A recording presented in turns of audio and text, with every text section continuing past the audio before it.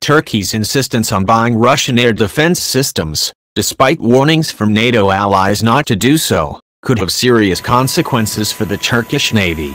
A new assault ship the Turkish Navy is building now likely will lack fixed-wing warplanes, at least in the short term. Ankara's deal with Moscow to acquire the latest S-400 air defense system is incompatible with the Turkish government's involvement in the F-35 stealth fighter program, the United States and allies asserted. Turkey was a major industrial participant in F-35 production. Turkish firms manufactured an array of components for the single-engine plane.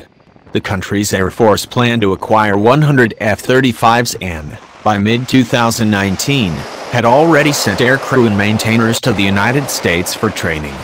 But the U.S. government in mid-July 2019 canceled Turkey's participation in the fighter program. The S-400 system, in theory, could gather sensitive data on the F-35's radar signature.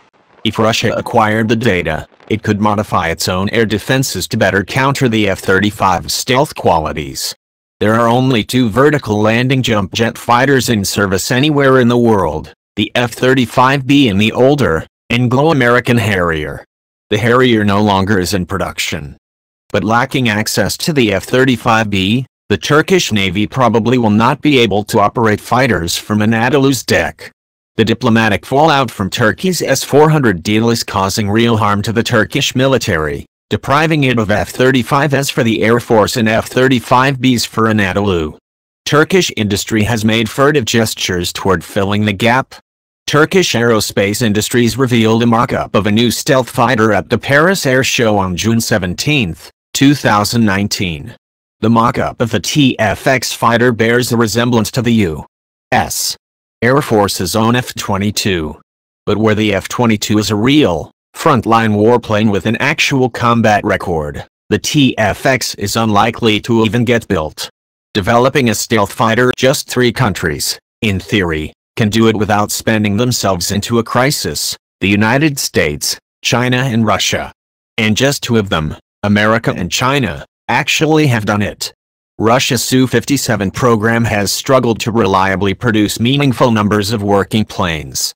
Turkey, with the world's 17th largest economy, is unlikely to join that exclusive club. In the aftermath of Turkey's expulsion from the F-35 program, Russia offered to sell the country Su-35 fighters. The Su-35, a variant of the Su-27, is sophisticated but lacks stealth features. A conventional fighter, it cannot operate from an assault ship. China likewise moved to strengthen ties with Turkey following the S-400 kerfuffle. China fields J-20 stealth fighters.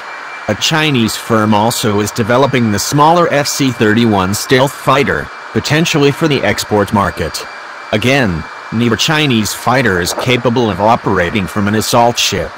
There have been rumors that China industry is developing a vertical landing fighter similar to the F-35B and Harrier, but there's no evidence yet that development is underway.